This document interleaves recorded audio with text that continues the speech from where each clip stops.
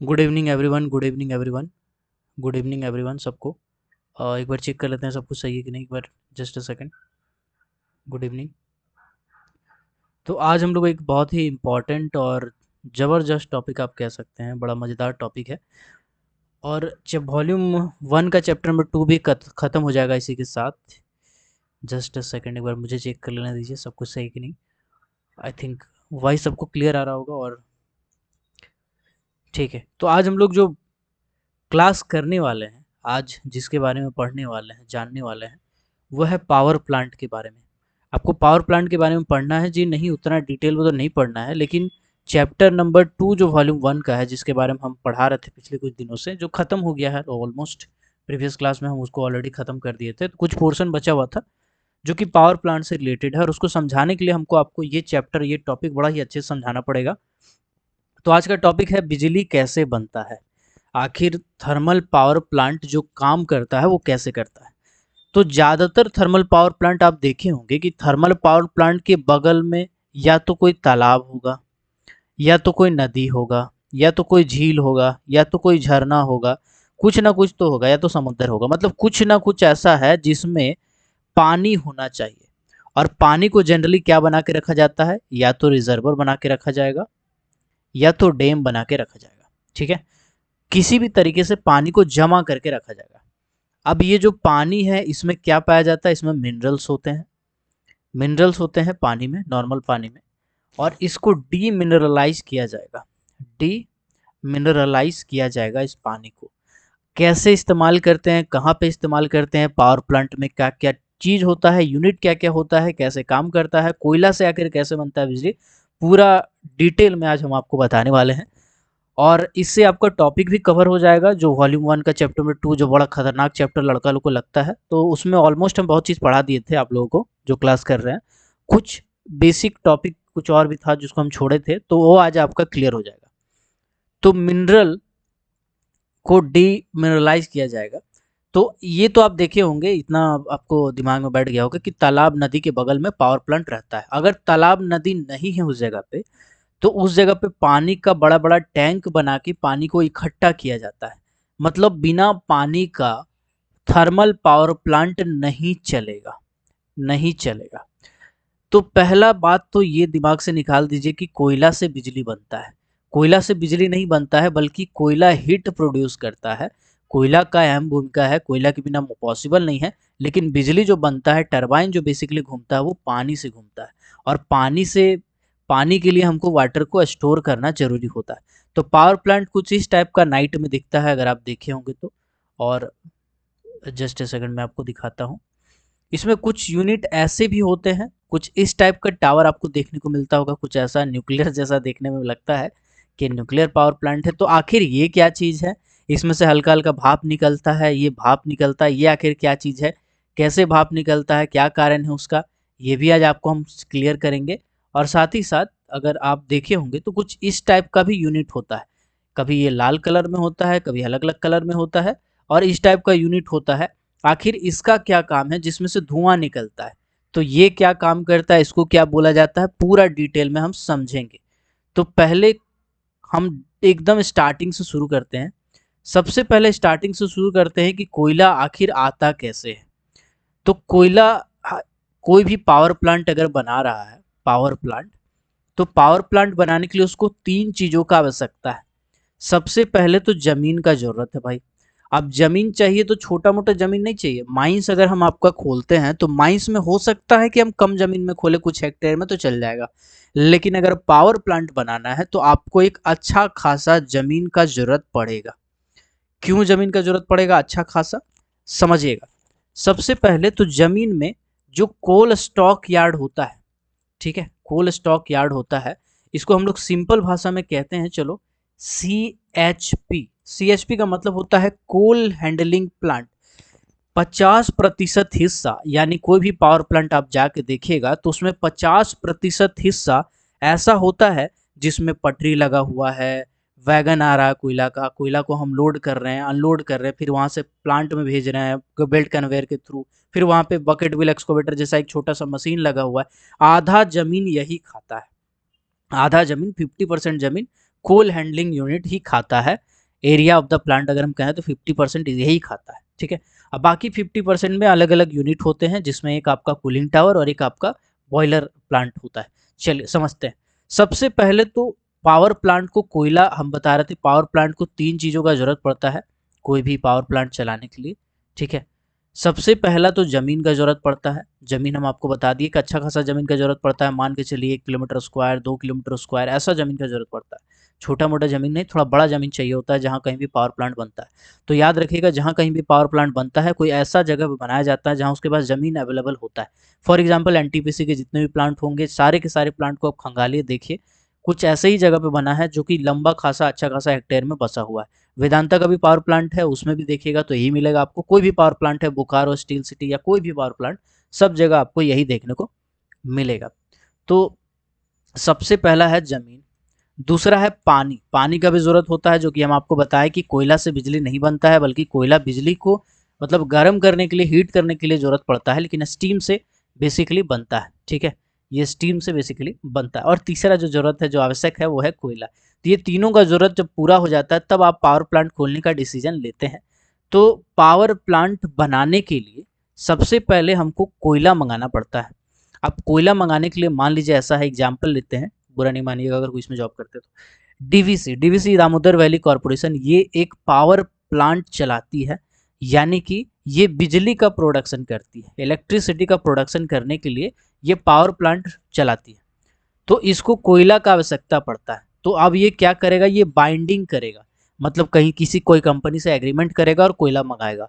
For example DVC CCL से company, CCL company से कोयला ले रही है, ठीक है। तो सीसीएल से एग्रीमेंट किया कि हमको हर महीना में कितना ज़रूरत है, 6 महीना में कितना ज़रूरत है, क्वार्टरली कितना ज़रूरत है और साल भर में कितना ज़रूरत है। मान लीजिए सीसीएल के साथ इसका एग्रीमेंट हुआ कि 1.5 मिलियन टन का आवश्यकता है कोयला का। तो 1.5 मिलियन टन कोयला डीवीसी को सीसीएल के द्वारा भेजा जाएगा। तो ये सब एग्रीमेंट किया जाता है, बाइंडिंग एग्रीमेंट कहते हैं इसको, जिसमें दोनों पार्टी का बहुत सारे टर्म्स एंड कंडीशन होता है, उसी के हिसाब से पैसा मिलता है। और ईयरली ये क्लियरेंस होता जाता है, कभी कभी क्वार्टरली भी होता है किसी किसी कंपनी में। चल, तो अब जब कोयला भेजा जाएगा सीसीएल के द्वारा, तो सीसीएल का कोयला जो डीवीसी का प्लांट है, प्लांट में जहाँ पे गिरेगा कोयला रहेगा, बेसिकली उस जगह में जहाँ पे होता है वहाँ पे एक ट्रिपलर प्लांट लगा होता है, ट्रिपलर यूनिट लगा होता है। चलिए ट्रिपलर का फोटो दिखाते हैं आपको। ऐसे समझना मुश्किल है, ऐसे समझना मुश्किल है, एक सेकंड चल जाओ भाई। हाँ देखिए, ये क्या है सर, ये एक ट्रिपलर प्लांट है। जनरली क्या होता है, कोयला रेलवे वैगन से आता है, रेलवे वैगन से कोयला आता है, ठीक है। एक ठो रेलगाड़ी अगर आप देखिएगा, एक ठो ट्रेन देखिएगा, तो एक ट्रेन में जनरली 55 वैगन होता है। कितना वैगन होता है, 55 वैगन होता है, ठीक है। तो इस 55 वैगन में कोयला आता है। जब इस कोयला प्लांट के नज़दीक पहुंचता है तो इसको एक pre waiting process, pre waiting process से गुजारा जाता है। प्री वेटिंग प्रोसेस मतलब पानी जब रेल पटरी से गुजरता है, रेल पटरी सॉरी रेल से जब वैगन गुजरता है, तो वहीं पे स्प्रिंकलर लगा रहता है जो कोल डस्ट को थोड़ा सा कंप्रेस करने का काम करता है, डस्ट सप्रेशन का काम करता है। इसके बाद इसको हम टिपलर्स के जरिए उल्टा देते हैं। अब गाड़िया में देखिएगा इसे उल्टा दिया है, आप इसको गौर से देखिएगा तो देखिए यहाँ पे गोल गोल है, इसमें रेलवे वैगन लगा हुआ है। ये जो बीच में आपको दिख रहा है ये रेल का बोगिया है। रेल का बोगिया को इसमें घुसा देंगे और रेल बोगिया को पूरा उल्टा देंगे, तो उलट जाएगा, तो कोयला इसमें जो है वो गिर जाएगा नीचे। तो कोयला गिरता कहाँ है, कोयला गिरता है कन्वेयर में। किसमें गिरता है, एक बंकर होता है, बंकर के जरिए ये कन्वेयर बेल्ट में गिरता है, ठीक। कन्वेयर बेल्ट में गिरता है और कन्वेयर बेल्ट इस कोयला को लेके जाता है कोल डिस्पैच सेक्शन में, या कुल मिलाकर के कहें तो कोल स्टॉक यार्ड में इसको लेके जाता है, ठीक है। कैसा दिखता है बेल्ट कन्वेयर, बिल्कुल ऐसा दिखता है बेल्ट कन्वेयर, ठीक है। ऐसा बेल्ट कन्वेयर होता है। ये देखिए ये बंकर का सूट है जिसके बारे में हम बताए, भी बंकर कहते हैं इसको। यहाँ से कोयला यहाँ पे गिर रहा है और गिरने के बाद ये यूनिफॉर्मली छितरा रहा है, यानी स्प्रेड हो रहा है। स्प्रेड होने के बाद ये कोयला जो है वो इसमें, इसके थ्रू, इस बेल्ट कन्वेयर के थ्रू कहाँ चला जाएगा, कोल स्टॉक यार्ड में चला जाएगा, ठीक। बीच बीच में इसमें स्प्रिंकलर किया जाता है, पानी का छोटा छोटा बूंदा से छिड़काव किया जाता है ताकि डस्ट जो है वो कंट्रोल में रहे, अंडर कंट्रोल में रहे, ठीक है। डस्ट सप्रेशन मेथड इसको कहते हैं, इसमें कुछ कुछ डस्ट सप्रेशन मेथड का इस्तेमाल किया जाता है। अब चलिए आगे बढ़ते हैं। अब यहाँ तक आपको समझ में आ गया कि कोयला कोल यार्ड में पहुंच चुका है। अब अगर कोल यार्ड में आप देखिएगा तो कोल यार्ड में जनरली आप अगर गौर से देखिएगा तो कोल यार्ड में बकेट व्हील एक्सकवेटर का छोटा भाई लगा रहता है। छोटा वाला बकेट व्हील एक्सकवेटर टाइप का जो मशीनरी है जो स्पेशली पावर प्लांट के लिए डिज़ाइन किया जाता है वो लगाया जाता है। अगर आप देखे होंगे तो कमेंट सेक्शन में बताइएगा हाँ या नहीं। आप देखे हैं या नहीं देखे हैं कमेंट सेक्शन में जरूर बताइएगा, और देखे हैं तो कौन सा पावर प्लांट में आप बकेट व्हील एक्सकवेटर का छोटा भाई को देखें। ठीक, चलिए। तो बकेट व्हील एक्सकवेटर से ही जो कोयला है, इस कोयला को हम अपना उसमें बकेट लगा रहता है बहुत सारा, उसके जरिए वो चेन कन्वेयर में लोड करके वो इस कोयला को थर्मल पावर प्लांट का जो यूनिट है उसमें भेजता है। ठीक है, चलिए। अब क्या होगा सर, अब हम लोग इसको थोड़ा सा और डायग्राम से देखते हैं। इसका पीपीटी बना लेते तो ज़्यादा अच्छा रहता, बट टाइम का कमी के कारण नहीं बना पाए हैं। मंडियाना नहीं है ना। चलिए, टेंशन नहीं आइए, नहीं एकदम क्लियर हो जाएगा। चलिए, तो भैया हम क्या बताएं अभी हम आपको बताएं कोल सप्लाई हो रहा है। कोल सप्लाई कन्वेयर के जरिए एक पल्व है ना, पल्वनाइजर मिल। पल्वनाइजर मिल क्या होता है हम आपको समझाते हैं, जस्ट अ सेकेंड। ठीक है, पल्वनाइजर मिल बेसिकली होता है जहाँ पे हम कोयला को ग्राइंड करते हैं। कोयला को क्या करते हैं, कोयला को हम ग्राइंड करते हैं। इसका भी फोटो मेरे पास हिसाब से मेरे पास होना चाहिए, एक सेकेंड। इसको कहते हैं कोल फीडर। इसको क्या कहते हैं, इसको कहते हैं कोल फीडर। जब कभी भी हम कुछ कोयला को किसी पावर प्लांट में भेजेंगे तो कंपनी का ये जिम्मेदारी होता है कि उस कोयला का क्वालिटी बेहतर हो। क्या मतलब कि हम क्या कहना चाह रहे हैं समझते हैं। हम कह रहे हैं कि मान लीजिए सीसीएल नाम का कंपनी कोयला का प्रोडक्शन किया और ये सीसीएल डीवीसी को कोयला बेच रही है, तो सीसीएल का ये जिम्मेदारी होगा कि उस कोयला को पहले वॉश करे, उसको एक मेश साइज में बांटे, उसको रूब कोयला, स्टोक कोयला, ये सब जो हम बताए थे आपको प्रीवियस क्लास में, है ना, कि उसको या तो रूब कोयला का जरूरत होगा, है ना, या तो स्टीम कोयला का जरूरत होगा, ठीक है, स्लेक कोयला का जरूरत होगा, आरओएम का जरूरत होगा। जैसा भी कंपनी का डिमांड है उस डिमांड को वो फुलफिल करने का कोशिश करे। ठीक है, जो आपका बाइंडिंग एग्रीमेंट हुआ होगा। चलो, बहुत सारे टर्म आपको नहीं समझ में आएगा आई होप। चलिए इसको भी क्लियर कर ही देते हैं यार, एक सेकेंड। चलिए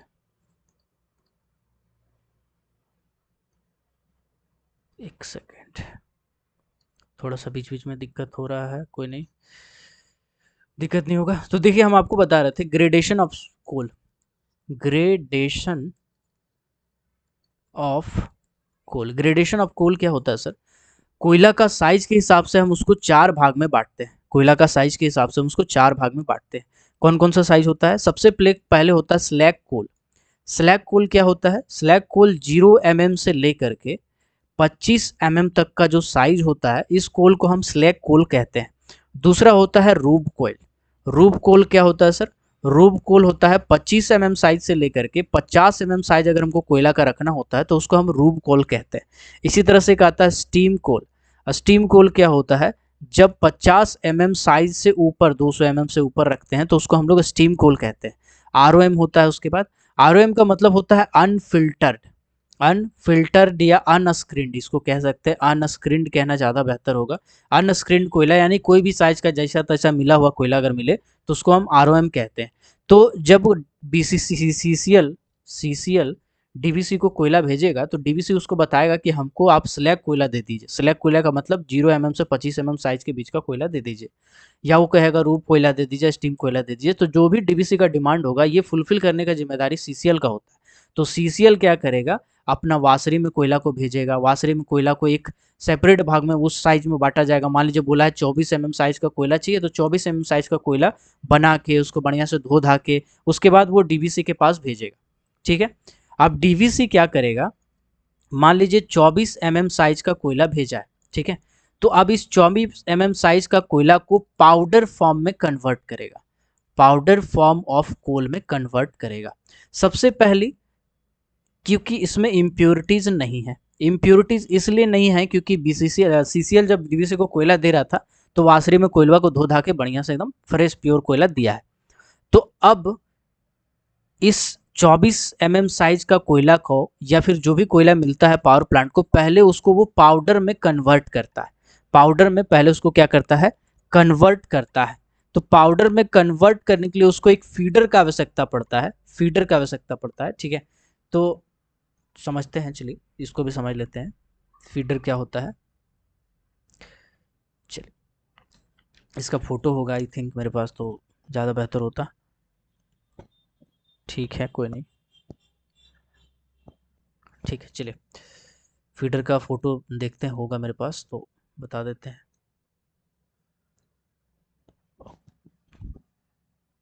देखिए ये है फीडर का फोटो। फीडर क्या होता है, कोल का हम जो भी साइज इसमें डाल रहे हैं, डालने के बाद जैसे आटा चक्की होता है ना, आटा चक्की में कैसे गेहूं जाते हैं लेके, गेहूं पीस के आटा देता है, बिल्कुल वैसे ही यहाँ पे कोल को महीन पाउडर कर देता है, महीन पाउडर का फॉर्म में होता है। और यही महीन पाउडर को हम पावर प्लांट में जलाते हैं, ठीक है।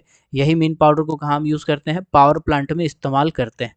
तो पावर प्लांट में जो भी कोयला का इस्तेमाल किया जाता है ना, जैसे कि मान लीजिए अगर इस जगह पे हम डाल रहे हैं, इस पर्टिकुलर पल्वनाइजर मिल में डाल रहे हैं, तो ये आपका कोयला को तोड़ने का काम करता है। पल्वनाइजर मिल जो है, इसको हम लोग फीडर भी कहते हैं। फीडर फीडर क्या करेगा, कोयला को पाउडर में कन्वर्ट करेगा, ठीक है। तो सबसे पहले हम देखिए कोल का सप्लाई। कोल का सप्लाई में हम आपको पहले बताए थे, क्या बताएं, वैगन होता है रेलवे का, वैगन को हम टिपलर में पलट देते हैं। टिपलर में पलटने के बाद वो कन्वेयर के जरिए चला जाता है कोल स्टॉक में। कोल स्टॉक में जाने के बाद फिर कोल स्टॉक से हम कन्वेयर के जरिए उसको पल्वनाइजर मिल में डालते हैं। पल्वनाइजर मिल क्या होता है, इसको हम लोग फीडर भी कह सकते हैं। मतलब यहाँ पे कोयला जो है वो पाउडर में चेंज होता है, ठीक। अब कोयला पाउडर में चेंज होने के बाद उसी पाउडर को हाई प्रेशर से भेजा जाएगा एक बॉयलर में। किस में भेजा जाएगा, एक बॉयलर में भेजा जाएगा। अब इस बॉयलर में क्या है सर, इस बॉयलर में आपका कोयला है और उस कोयला को हम जला रहे हैं, बहुत ज़्यादा इसमें से हीट निकल रहा है, ठीक है, बहुत ज़्यादा इसमें से हीट निकल रहा है। अब इसी हीट के ऊपर में बहुत पतला पतला पाइप होता है, बहुत पतला पतला पाइप होता है, और इन सभी पाइप में पानी पार होता है, पानी क्रॉस करता है ऐसे पाइप के जरिए। दोनों आप सब एक दूसरे से सटा हुआ नहीं रहता है, सब एक दूसरे से दूर रहता है, और इसमें से पाइप से पानी क्रॉस कर रहा होता है। अब चूंकि यहाँ पे बहुत ही ज़्यादा गर्मी है, तो इस गर्मी के कारण इस पाइप में जो पानी रहता है वो पानी गर्म हो जाता है और स्टीम बन जाता है। क्या बन जाता है, स्टीम बन जाता है, ठीक है। और फिर इसी स्टीम को हम लोग लाते हैं, बेसिकली इसी स्टीम को हम लोग टरबाइन में कनेक्ट करते हैं, ठीक है, स्टीम टरबाइन में। और टरबाइन को हम लोग कनेक्ट कर देते हैं एक स्टेप ऑफ जनरेटर से, ठीक है, स्टेप ऑफ जनरेटर से। चलिए इसको हम लोग अपने भाषा में एक बार लिखते हैं यूनिट को, ठीक है, रुक जाइए। चलिए तो अब हम क्या बताएं, सबसे पहले तो एक सेकेंड यार, ठीक।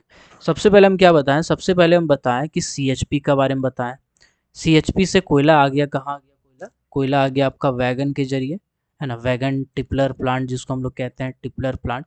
टिपलर प्लांट से आ गया आपका कन्वेयर बेल्ट के जरिए, मतलब कन्वेयर बेल्ट के जरिए कहाँ पहुंच गया, कोल यार्ड में पहुंच गया, कोल यार्ड। अब कोल यार्ड में व्हील बकेट एक्सकोवेटर जो है इस कोयला को भेज देगा पल्वेनाइजर, पल्वेनाइजर, या फिर इसको हम कहें तो फीडर में, फीडर में, ठीक है। फीडर में क्या होगा सर, कोल जो है वो पाउडर में चेंज हो जाएगा, कोल किस में चेंज हो जाएगा, पाउडर में चेंज हो जाएगा, ठीक। अब यही पाउडर चला जाएगा आपका कहाँ पे चल जाएगा, बॉयलर में चला जाएगा, बॉयलर में। अब बॉयलर में हीट होगा ये, ठीक है, बॉयलर में क्या होगा, हीट होगा, आग लगेगा। आग लगने के बाद उसमें से पाइप रहता है पतला पतला, है ना, जिसमें हम लोग कह सकते हैं वाटर पाइप्स। वाटर पाइप आपका वेपर में कन्वर्ट होगा, और वेपर में कन्वर्ट होने के बाद ये जो स्टीम है, ये जो स्टीम है, ये स्टीम किस में चला जाएगा, ये स्टीम आपका चला जाएगा टरबाइन में, टरबाइन चैम्बर में चला जाएगा, ठीक है। ये बॉयलर है, ये पल्वनाइजर फीडर है, ये कोल यार्ड है, ठीक है। इसको हम ऐसे करते हैं, इसको हम अलग कलर से घेर देते हैं, ज़्यादा बेहतर होगा अगर। तो अब आप समझिएगा पूरा प्रोसेस, बहुत ही सिंपल प्रोसेस है, ऐसा कुछ है नहीं, कोई रॉकेट साइंस तो है नहीं, बड़ा ही सिंपल है। ऐसा नहीं माइनिंग वाले को समझ में नहीं आएगा, पावर प्लांट में आप काम नहीं किए कोई बात नहीं, लेकिन आपको एक आइडिया मिल जाएगा सर, ठीक है। तो अभी हम क्या बताएं आपको, सबसे पहला स्टेज होता है सीएचपी, कोल हैंडलिंग प्लांट। कोयला को धोएगा, बढ़िया से वॉश करेगा, उसको एक साइज में कन्वर्ट करेगा, उसके बाद कंपनी भेजेगा वैगन के जरिए टिपलर प्लांट में। टिपलर प्लांट में कोयला का जो एक एक वैगन खोला जाएगा, एक एक रेल का बोगी को खोला जाएगा और उसको पलट दिया जाएगा, जो कि बेल्ट कन्वेयर सूट से होते हुए कोल यार्ड तक पहुंचाना है। मेन काम है कोल यार्ड तक कोयला को पहुंचा देना। कोल यार्ड से बकेट व्हील एक्सकवेटर लगा रहेगा, छोटा भाई बकेट व्हील एक्सकवेटर का। इसको हम पल्वनाइजर फीडर में डालेंगे, या फिर ऐसा एक फीडर कह सकते हैं आप इसको, जिसमें कोयला जो है वो पाउडर में चेंज हो जाएगा। अब पाउडर में चेंज होते ही उसको हम हाई प्रेशर से बॉयलर में डालेंगे। बॉयलर में भैया आग जलते रहेगा, बहुत गर्मी रहेगा। जैसे आप अगर गांव के होंगे, चूल्हा जलाए होंगे, जो चावल सिझाने का टाइम आता था ना, तो कैसे आग में मारते थे भूसा, तो जोर से आग पूरा ऊपर तक उठता था। तो बिल्कुल ऐसा ही होगा। मान के चलिए कि एक आग जल रहा है, उसमें पेट्रोल थोड़ा सा छिड़क देंगे तो कैसे होगा, बिल्कुल वैसे ही होगा। कोयला का पाउडर जाने के बाद बॉयलर में, अब उसी बॉयलर का आग के चलते उसमें से बहुत सारा स्टीम वाला पाइप है, पतला पतला लोहा का पाइप है, जिसके अंदर में पानी भरा हुआ है। तो ये पानी स्टीम में चेंज हो जाएगा, यानी वेपर में चेंज हो जाएगा, और बहुत ज़्यादा प्रेशर में रहता है ना, लगभग 250 किलो का प्रेशर रहता है। और ये चला जाएगा टरबाइन में। टरबाइन में जाने के बाद टरबाइन को घुमाएगा, और हम जानते हैं कि टरबाइन जब कहीं घूमता है तो टरबाइन से बिजली प्रोड्यूस होता है, यानी जनरेटर लगा रहेगा। जनरेटर से बिजली प्रोड्यूस होगा, उसके बाद हम क्या करेंगे, इलेक्ट्रिसिटी को ट्रांसमिट कर देंगे। इलेक्ट्रिसिटी बनेगा, उसको हम ट्रांसमिट कर देंगे। अब यहाँ पे कुछ बेसिक चीज़ें हैं और भी हैं जो हम आपको चाहते हैं बताना। हालांकि आपका बुक तो ओवर हो गया यहाँ तक, बट ठीक है, चलो कोई नहीं। देखो यार, एक एक चीज़ को हम समझते चलते हैं। कोल यार्ड के बारे में बताएं, बकेट व्हील एक्सकवेटर के बारे में बताएं, पल्वनाइजर फीडर के बारे में बताएं, बॉयलर आप समझ गए होंगे, बॉयलर, ठीक है। बॉयलर के बाद यहाँ पे एक स्लैक नाम का चीज़ होता है, स्लैक। अब क्या होता है इसको हम समझाते हैं, एक मिनट। पहले अब फोटो निकाल ले, फोटोवा देख देख के बुझिएगा, ज़्यादा बढ़िया से समझ में आएगा। देखिए, ये जो आप स्क्रीन पे देख रहे हैं, ये क्या है, ये स्लैक है। ये क्या है, ये स्लैक है। बॉयलर प्लांट में जाने के बाद जो धुआं होता है ना, गंदा गंदा धुआं, डस्ट, वो इसी से निकलता है सर। अब इसी से निकलता है, तो ऐसा नहीं कि हम गंदा गंदा धुआं डस्ट को बाहर छोड़ देंगे, ठीक है। हम गंदा गंदा धुआं और डस्ट को बाहर नहीं छोड़ सकते हैं, बल्कि हमको इसको एक चीज से गुजारना पड़ेगा, जिसको हम लोग कहते हैं प्रिसिपिटेटर। इसका पूरा नाम होता है इलेक्ट्रोस्टैटिक प्रिसिपिटेटर। स्पेलिंग पे मत जाइएगा, जज्बात समझिए मेरा।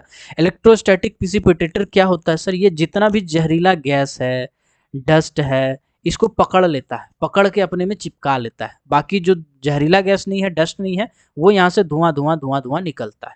चलिए अब आते हैं पावर प्लांट का असली फोटोवा में। फोटोवा में समझिएगा, ये जो आप फोटोवा देख रहे हैं, ये जो फोटोवा आपको दिख रहा है, ये क्या है, ये जो लंबा लंबा रहता है ना, ये स्लैग होता है।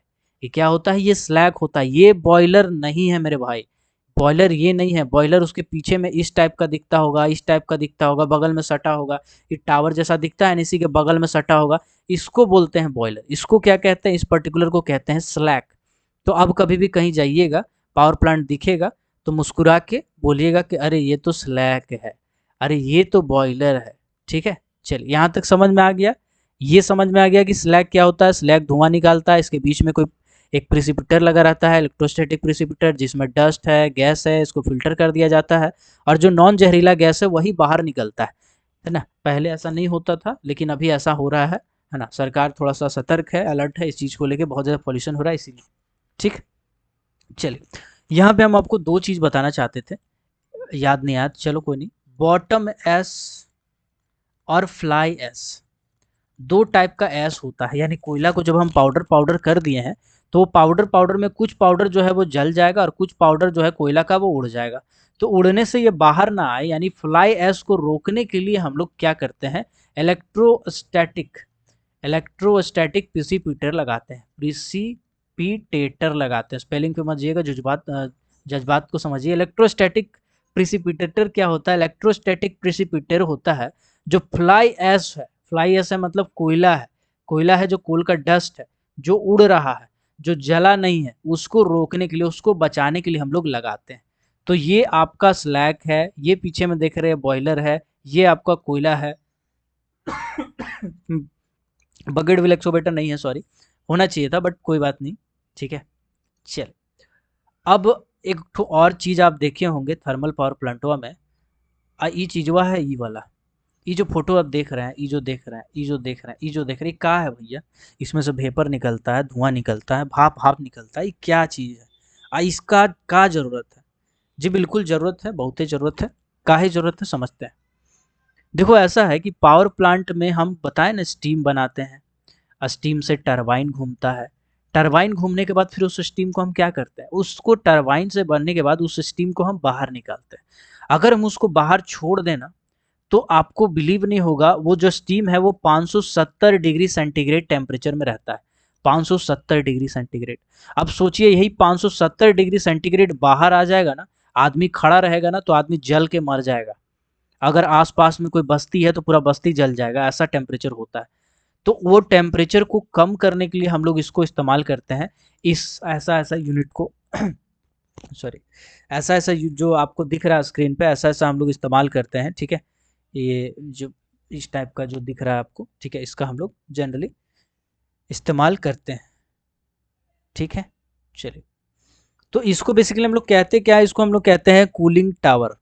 इसको क्या कहते हैं, इसको हम लोग कहते हैं कूलिंग टावर। हालांकि पूरा नाम अगर कहा जाए तो पूरा नाम हो जाएगा natural rubbed cooling tower. Natural rubbed cooling tower. अब समझते हैं काम कैसे करता है। इसका नाम क्या है, इसका नाम है शॉर्ट में कूलिंग टावर, पूरा नाम बोले तो NRCT बोलते हैं, नेचुरल रब्ड कूलिंग टावर। कैसे काम करता है समझते। तो अभी हम थोड़ा देर पहले के बताए थे कि 517 डिग्री सेंटीग्रेड में जो स्टीम है, भाप है, वो टरबाइन से घूम के वहां से निकलता है। अब वो 570 डिग्री टेम्परेचर को हम एटमॉस्फेयर में छोड़ देंगे। एटमॉस्फेयर में अगर 40 डिग्री सेंटीग्रेड टेम्परेचर हो जाता है ना, तो सब बोलता है बहुत गर्मी है यार। 45 डिग्री हो जाता है तो बोलता है पप्पा को पप्पा बहुत गर्मी है। 50 डिग्री हो जाता है तो बोलता है मोर्ज बना है बाजपा बहुत गर्मी। तो सोचिए 50 डिग्री सेंटीग्रेड में अगर आदमी का ये हालत है, तो 570 डिग्री सेंटीग्रेड में क्या होगा, पूरा का पूरा बस्ती जल जाएगा। आसपास का जो गांव है, इलाका है, वहां भी इसका इफेक्ट पहुंचेगा।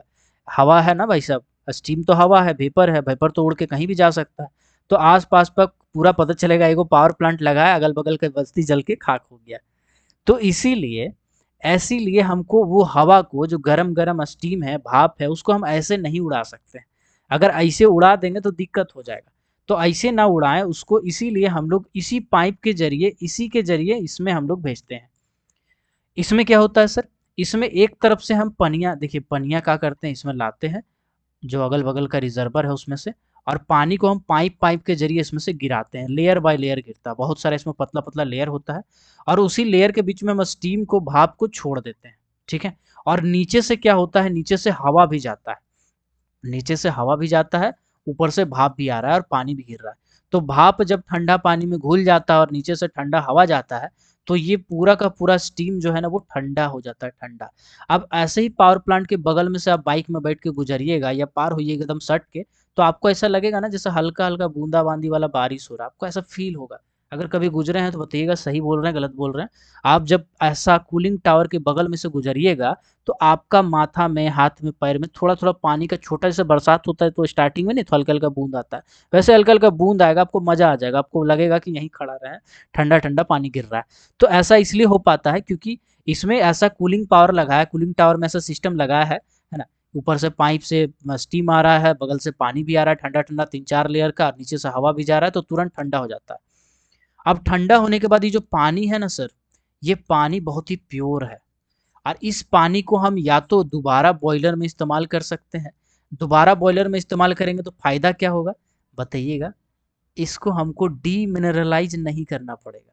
अभी हम थोड़ा देर पहले आपको बताए थे कि जो पानी होता है कहीं का भी, ये पनिया गंदा होता है, पनिया में डस्ट है, गंदगी है, कोई क्या क्या धोया है, तो वैसा पानी को हम इस्तेमाल नहीं कर सकते, इसीलिए हमको इसको डीमिनरलाइज करना पड़ता है। माने इसमें से सब मिनरल निकाल लेते हैं नोच के।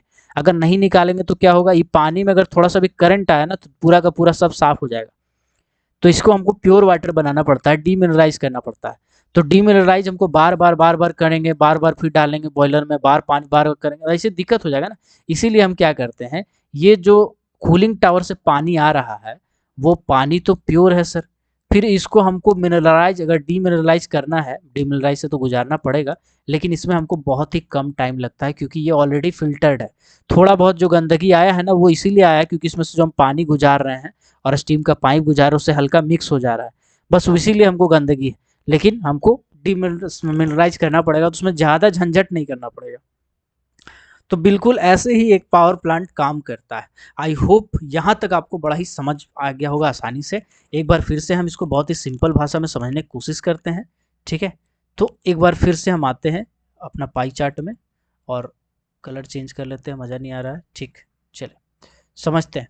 तो सबसे पहले हम आपको क्या बताएं, सबसे पहले हम आपको बताएं कि मान लीजिए CCL कोयला भेजा, कहाँ भेजा, वासरी में भेजा, जिसको हम कह सकते हैं CHP में भेजा। CHP में भेजने के बाद वैगन के जरिए या ट्रेन, जिसको कहेंगे वैगन कह लीजिए, ट्रेन कह लीजिए, ट्रेन से कोयला गया, कहाँ गया सर, ट्रेन से कोयला गया टिपलर के पास, टिपलर में। टिपलर में कोयला का गाड़ी जो है, वैगन जो है वो उलट गया, वैगन को हमको उल्टा कर देते हैं, उल्टा कर देते हैं, उल्टा के हम कोयला कहाँ डाल लेते हैं, सूट के जरिए या बंकर के जरिए, ठीक है, बंकर के जरिए कन्वेयर के थ्रू हम डाल लेते हैं आपका कोल यार्ड में।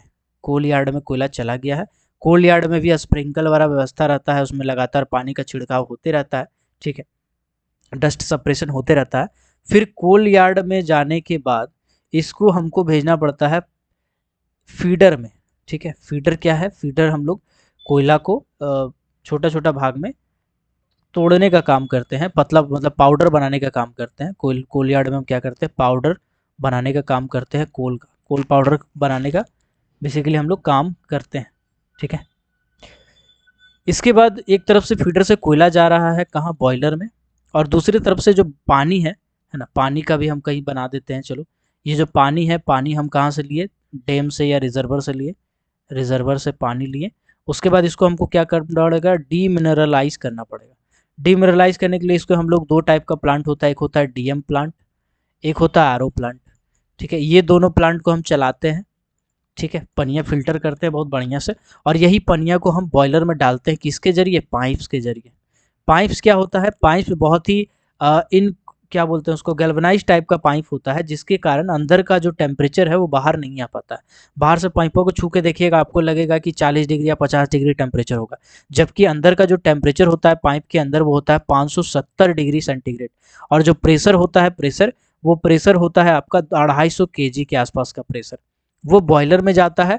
बॉयलर में जाने के बाद बॉयलर से जो स्टीम है वो जाता है टरबाइन में, और टरबाइन से कनेक्टेड होता है जनरेटर। जनरेटर जब घूमता है तो बिजली बनता है, और बिजली को बढ़ाने के लिए हमको स्टेप अप ट्रांसफार्मर का यूज़ करना पड़ता है, स्टेप अप ट्रांसफार्मर का यूज़ करना पड़ता है। और फिर लास्ट में हम लोग इलेक्ट्रिक ग्रिड में भेजते हैं और बिजली जहाँ भेजना है वहाँ भेजते हैं, ठीक है। बॉयलर में एक और छोटा सा प्लांट था, स्लैग, ठीक है। स्लैग क्या होता है आप समझ गए हैं, जहाँ से धुआं निकलता है, धुआं को निकालने के लिए हम लोग प्रिसिपिटेटर लगाते हैं, इसको इलेक्ट्रोस्टैटिक प्रिसिपिटेटर लगाते हैं, ठीक है। चलिए, आई होप समझ में आ गया होगा आपको एक एक चीज बहुत ही अच्छे से कि बिजली कैसे बनता है। अब आप दोबारा नहीं पूछिएगा, है ना, क्लोरामेंट खाइए। चलिए आगे बढ़ते हैं। अब एक बार इस फोटो को हम फिर से देखते हैं। देखिए, कोयला सप्लाई हो रहा था कन्वेयर के जलते भेड़ा पल्वनाइजर मिल में, जिसको हम लोग फीडर भी बोलते हैं। कोयलवा पतला पतला पाउडर बन गया, पाउडर बनने के बाद बॉयलर में गया, बॉयलर में आग लगल था, बॉयलर में एक तरफ से पानी भी गया, जिसके कारण ये ठंडा हुआ, और ठंडा होने के कारण कुछ स्टीम जो है वो चला गया डायरेक्टली टरबाइन में, और कुछ स्टीम जो है मतलब जो बाकी धुआं बचा हुआ था वो स्लैग से बाहर निकल गया, ठीक है।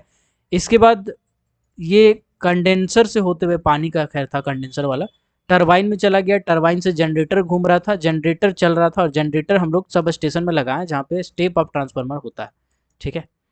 जिसको पता नहीं है स्टेप अप और स्टेप डाउन, शॉर्ट में बता देते हैं। स्टेप अप मतलब मान लीजिए ऐसा है कि पावर प्लांट जो होता है ना, उसमें 400 kV तक का बिजली का प्रोडक्शन हो रहा है, ठीक है।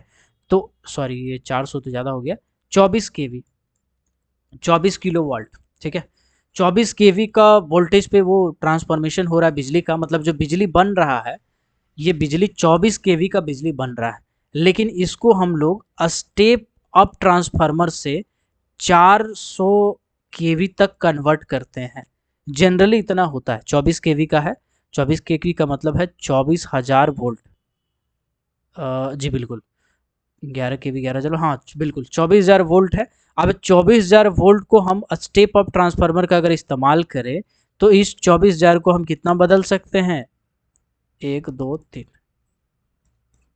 सोच लीजिए, 4 लाख, 4 लाख वोल्ट में हम कन्वर्ट कर सकते हैं। सोचिए स्टेप अप ट्रांसफार्मर का कितना बड़ा काम है। उसके बाद फिर उसको हम लोग बेचते हैं बिजली को जहाँ जरूरत है ना। ऐसे बड़ा बड़ा टावर लगाएंगे और टावर लगा के बेच देंगे। चलिए आप फटाफट हम फोटो दिखाएंगे, आप दिमाग में गेस करने की कोशिश कीजिएगा कि हम क्या क्या बता रहे हैं। ये जो धुआं निकल रहा है इसको क्या कहते हैं? मन में बोलिएगा। इसको स्लैग कहते हैं। इसको क्या कहते हैं? इसको स्लैग कहते हैं। तो अबरी कभी ऐसे धुआं निकलते देखिएगा तो मत बोलिएगा कि देखो उसमें से धुआं निकल रहा है, यही टावर है, यही है, इसी से बिजली बनता है। नहीं, इसमें से धुआं निकलता है, बिजली यहाँ नहीं बन रहा है। बिजली उसके बगल में जो सटा है, सब बिल्डिंग जैसा आपको दिख रहा होगा, टीना का, चदरा का, इसे दिखता है, लोहा लकड़ का बिल्डिंग। तो जो लोहा लकड़ का बिल्डिंग है उसको कहते हैं बॉयलर। क्या कहते हैं? बॉयलर। वो बॉयलर में बन रहा है बिजली, जो इससे सटा हुआ रहता है। ठीक है, क्योंकि इसी से कनेक्टेड रहता है पूरा पूरी। ठीक। ऐसा कोयला रखा हुआ है तो उसको क्या बोलेंगे? उसको बोलेंगे कोल यार्ड। क्या कहेंगे इसको? इसको पता ही होगा, कोल यार्ड। कोल यार्ड में बकेट व्हील एक्सकवेटर लगा रहता है, छोटा वाला, जो कि पटरी पे रेंगते रहता है। ठीक है, तो ये भी आप देखे ही होंगे। ठीक।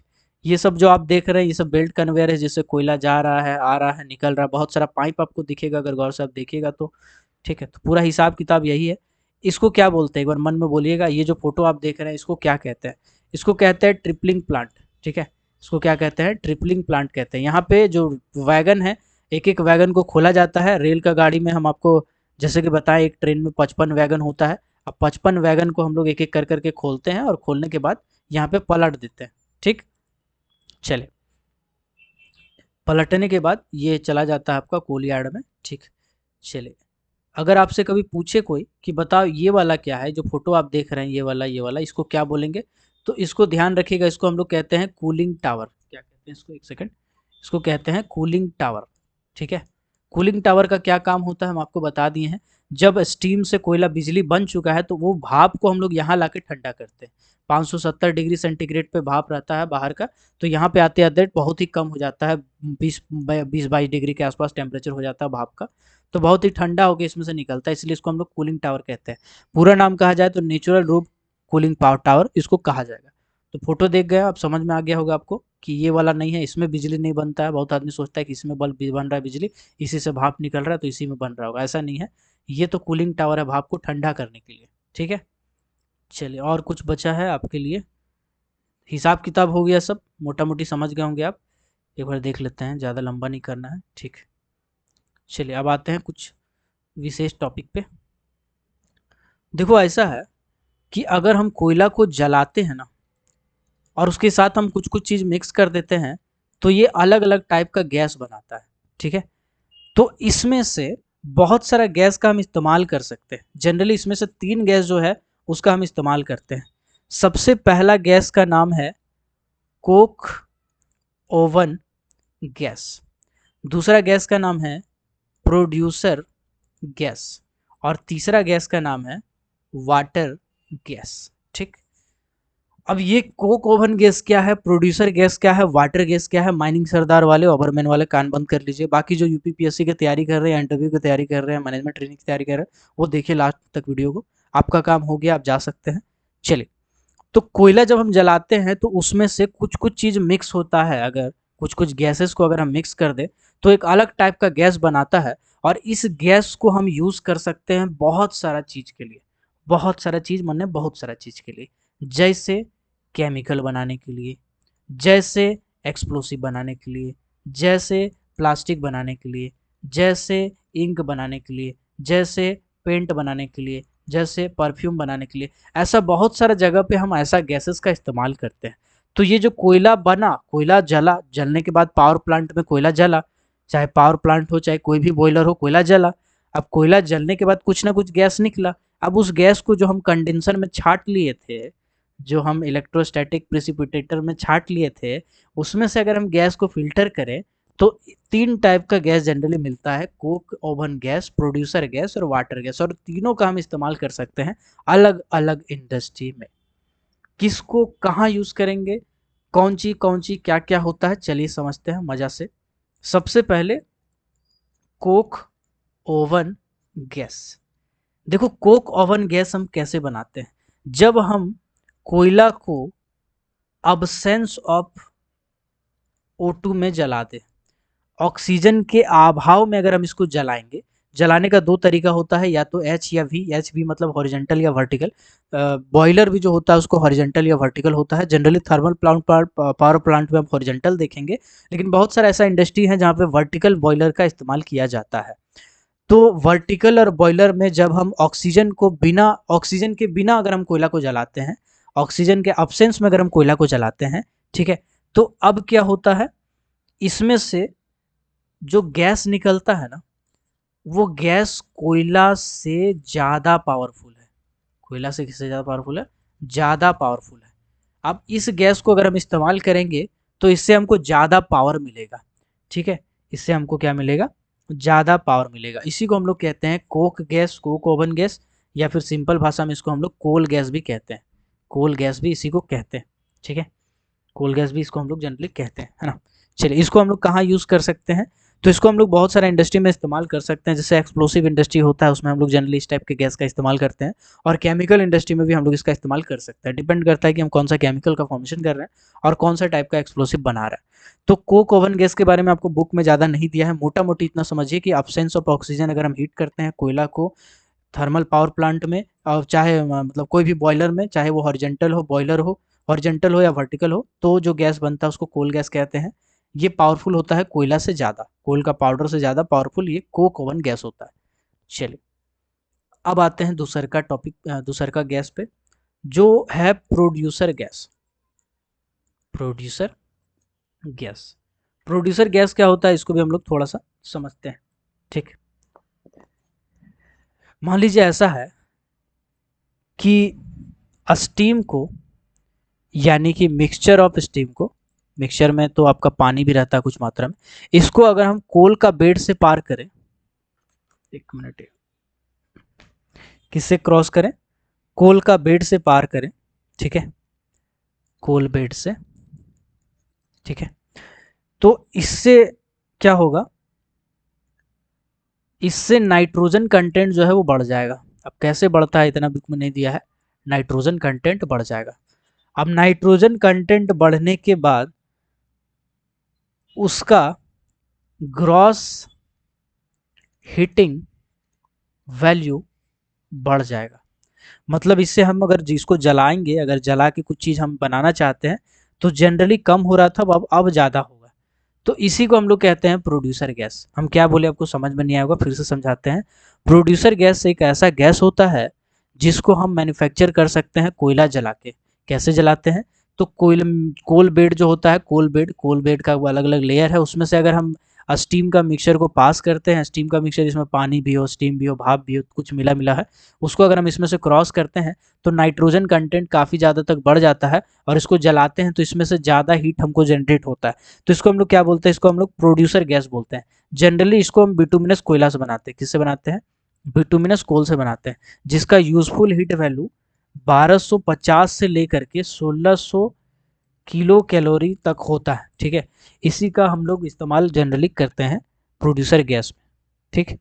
चलिए, अब तीसरा गैस जो है वो क्या है? दूसरा गैस है वाटर गैस, ठीक है। वाटर गैस में बेसिकली बोला गया है कि जब हॉट कार्बोनेसियस मैटर से जब हम कभी भी स्टीम को क्रॉस करेंगे, चाहे कोयला हो चाहे कुछ भी हो, तो इसमें से कुछ जलेगा और कुछ नहीं जलेगा, ठीक है। जैसे वाटर गैस के बारे में आप ये भी पढ़े होंगे कि जब लगातार कोयला है, कोयला जल रहा है, इसमें अगर हम पानी का स्प्रे करेंगे, ठीक है, तो उसमें से वाटर गैस बनता है ना। वाटर गैस में जनरली CO रहता है, और आपका वाटर गैस में वाटर वेपर भी रहता है, ठीक है, वाटर वेपर भी रहता है ना। तो ये सब आप पढ़े होंगे, CO2 भी रहता है कुछ मात्रा में, लेकिन इसमें कुछ मात्रा में हाइड्रोजन भी रहता है, और ये हाइड्रोजन बड़ा अच्छा काम करता है, ठीक है। तो वाटर गैस समझ गए होंगे, आई होप। वाटर गैस क्या होता है? जब कभी कोयला हो या कोई कार्बोनेसियस मैटर हो, कार्बोनेसियस मैटर। बाकी में हम क्या बता रहे थे, जैसे फॉर एग्जांपल अगर हम आपको प्रोड्यूसर गैस बताए थे या फिर कोल गैस बताए थे, कोल गैस, प्रोड्यूसर गैस, इन दोनों के बारे में हम आपको जब पढ़ाएं तो पढ़ाएं कि कोल गैस हो चाहे प्रोड्यूसर गैस हो, इसमें कोयला जलाएंगे तभी जाके ये कुछ चीज़ में कन्वर्ट होगा। लेकिन वाटर गैस में क्या है, कोयला जले चाहे कार्बोनिसिस जले, उसमें अगर हम पानी डालें चाहे स्टीम डाले उसके बाद ये जो गैस बनाता है उसको हम लोग वाटर गैस कहते हैं, जो आप जीटी का किताब में पढ़े होंगे। इस वाटर गैस में हाइड्रोजन कंटेंट को हम बढ़ा सकते हैं और हाइड्रोजन जितना ज़्यादा रहेगा फ्यूल उतना अच्छा काम करेगा। ठीक है, चलिए यहाँ पे कुछ और भी इंटरेस्टिंग टॉपिक आपको बताते हैं। जब वर्ल्ड वार 2 का टाइम चल रहा था ना, वर्ल्ड वार 2 का, तो उस टाइम कुछ एक्सपेरिमेंट किया गया था साइंटिस्ट के द्वारा, कुछ एक्सपेरिमेंट किया गया था वर्ल्ड वार 2 के टाइम में जर्मनी के द्वारा, जर्मनी के द्वारा।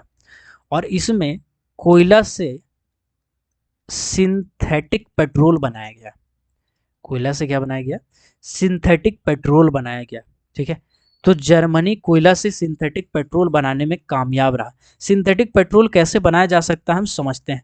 तो हम आपको प्रीवियस क्लास में पढ़ा चुके हैं, जो लगातार क्लास कर रहे हैं मेरे पास, कोल का जनरली 5 एलिमेंट होता है, जो मतलब कोल 5 एलिमेंट से बना होता है। कौन कौन सा एलिमेंट है, carbon, oxygen, nitrogen, hydrogen, sulphur. लेकिन इसके अलावा फास्फोरस भी होता है, फास्फोरस। तो 5 एलिमेंट ये है, इसको हम लोग जनरली मानते हैं, और फास्फोरस भी कुछ कुछ कोल में पाया जाता है। तो इसमें हम आपको बता रहे थे हाइड्रोजन भी होता है। तो ये हाइड्रोजन को अगर हम बढ़ा दें और इतना ज़्यादा बढ़ा दें कि बाकी चीज़ कम हो जाए, तो ये पेट्रोल की तरह काम करेगा। पेट्रोल में हाइड्रोजन बहुत ज़्यादा मात्रा में होता है। तो कोल को अगर हम, एक प्रोसेस होता है जिसको हम लोग कहते हैं hydrogenation, hydrogenation, hydrogenation of coal. Hydrogenation of coal क्या होता है, कोयला में जब हम कुछ रिएक्शन करते हैं, कुछ स्पेसिफिक रिएक्शंस होते हैं, उस रिएक्शन को अचीव करने के बाद इसका हाइड्रोजनेशन रिएक्शन कहते हैं उसको।